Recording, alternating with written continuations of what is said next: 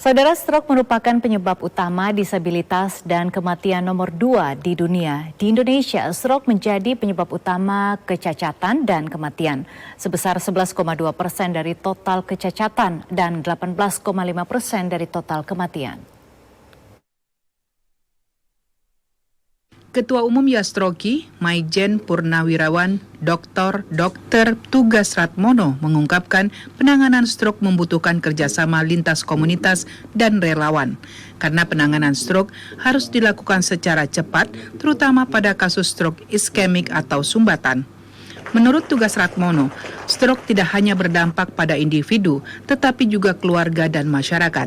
Karena itu, pemerintah harus menjamin akses layanan kesehatan optimal dan program pemberdayaan ekonomi inklusif bagi penderita stroke.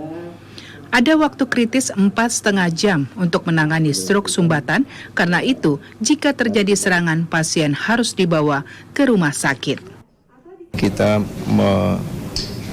membangun kesadaran untuk berkolaborasi dalam rangka mewaspadai, kemudian mencegah, dan bagaimana kalau terjadi stroke segera kita mendorong untuk penanganan secara darurat.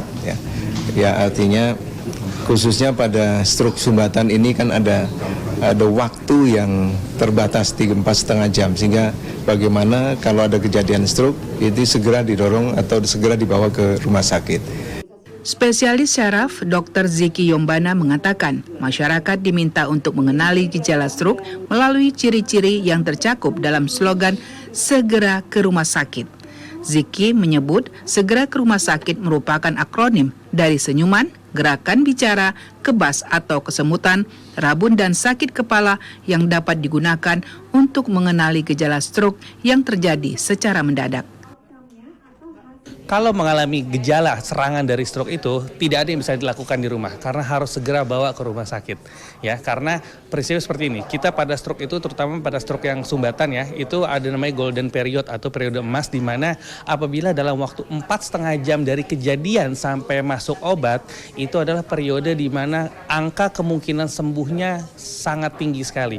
Tapi sering kali orang-orang itu nggak sadar bahwa ini adalah serangan stroke, sehingga dia delay sampai ke rumah sakit terlambat, akhirnya pulih enggak, malah menjadi kecacatan bahkan berkomplikasi sampai ke arah kematian.